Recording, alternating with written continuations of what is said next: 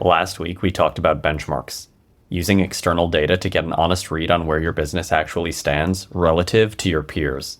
This week, I want to go inside the customer file and look at something that most brands know is true in theory, but almost never act on in practice. The customers in your database are not equal, and treating them as if they are is one of the most consistent and expensive mistakes I see in DTC.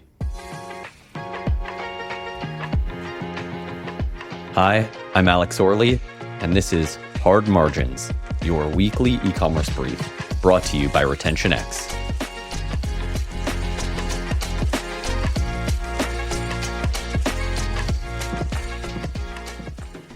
RetentionX is the only integrated growth platform built for Shopify businesses. One clean source of truth for your customer data and the tools to act on it, no data team required.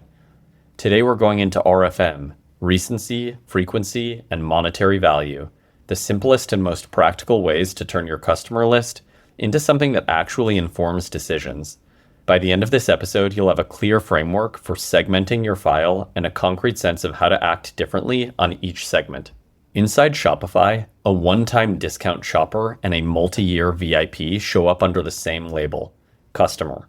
That's not just an oversimplification. Operationally, it creates real problems because every decision that gets made about customers ends up applying equally to people who are genuinely valuable and people who are actively diluting your economics. In almost every 7, 8, or 9-figure brand that I've seen, the customer file follows the same distribution. A small group, often somewhere between 1 and 10% of the total file, drives a truly disproportionate share of revenue and profit.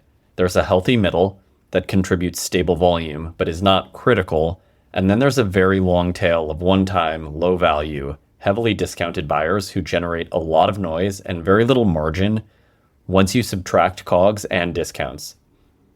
By treating all of these groups the same in your CRM, your paid media, and your email program, you end up overspending on dead or low-value segments, underinvesting in the people who are actually funding the P&L, and operating without any clear sense of who deserves what. RFM is the cleanest way to fix that. RFM gives every customer a numerical score, a quartile score on 3 dimensions.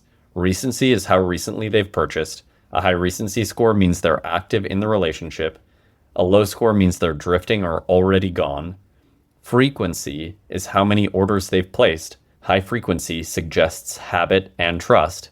Low frequency suggests a trial buyer or someone who came in once and never engaged again. And monetary is how much they've spent in total. High monetary represents a meaningful contribution to revenue. Low monetary is largely noise once you account for COGS and discounts. The practical implementation doesn't need to be complex. A simple 1 to 4 scale on each dimension is usually more than enough to surface the meaningful separation in your file. Once you have RFM scores, you can group customers into segments that carry real commercial meaning. Your top customers are recent, frequent, and high spend. These are the customers who drive contribution margin and fund everything else. New product tests, R&D, acquisition experiments, brand investment. They deserve disproportionate attention and highly personalized treatment. High potentials are recent, have placed a few orders, and show decent spend. These are your next generation of top customers, if you engage them correctly. The leverage here is product education, smart cross-selling, and really anything that increases frequency and monetary value before the relationship plateaus. The loyal middle are regular customers with solid but not outsized spend. They're reliable, profitable, and they deserve consistent, respectful communication, but they don't need the same level of investment as, say, your top 2 tiers. Bargain hunters or promo-only buyers tend to be frequent but low spend, and their engagement is almost entirely discount-driven. They can contribute volume in controlled contexts, but they're genuinely dangerous if they start to dominate your file, because they condition the database to expect discounts and erode the economics for everyone else. At-risk or fading customers have good frequency and monetary scores, but their recency has dropped. This is probably your highest leverage retention target. They've demonstrated real historical value and a real relationship, and the window to recover them is probably closing.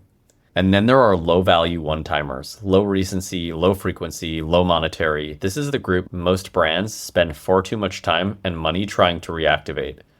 In most cases, the honest answer is a light touch sunset sequence and then a reallocation of that budget towards segments that actually have upside. Much better use of your capital. When you overlay RFM with concentration data, the picture comes into focus pretty quickly. The top customer segment, often just, again, 1 to 10% of the total file, typically contributes somewhere between 30 and 60% of revenue. Add in high potentials in the loyal middle, and you're looking at your top 20% of customers generating the vast majority of value. The entire long tail of one-timers, bargain hunters, and low M-score buyers contribute surprisingly little profit once the discounts and the COGS come out. The practical implications of this are uncomfortable but important. Losing a single top customer can hurt more than losing 100 one-timers. Directing retention efforts towards low-value segments is often a genuine misallocation, and over-discounting to keep bargain hunters technically active can actively damage the economics of the segments that are actually funding the business. Once you have a working RFM segmentation, it functions as a routing layer for money, attention, and effort across every channel. In email and SMS, top customers should receive fewer, far more personal, and more value-dense communication. That's early access, exclusive drops, things that reinforce their relationship with the brand, rather than training them to wait for a discount. High potentials should get onboarding-style content, product education, smart cross-sells designed to increase their frequency and spend. Low-value one-timers warrant a light touch or a deliberate sunset, not the same budget and effort as everyone else. In paid, the implication is that lookalike audiences should be built from your top and high-potential segments, not from all purchasers. The channel learns from whoever you give it as a seed. If you give it a full file, including every bargain hunter and one-timer, you're teaching the algorithm to find more of those. Low monetary segments should generally be excluded from retargeting where it's cost-effective to do so.